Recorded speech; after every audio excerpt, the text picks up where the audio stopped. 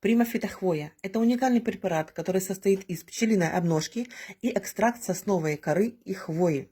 Это антибактериальный, противовирусный и противовоспалительный препарат.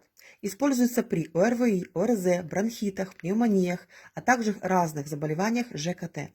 Пчелиная обножка содержит в себе все известные витамины и минералы, более 30 наименований, является незаменимым препаратом для питания вашего организма.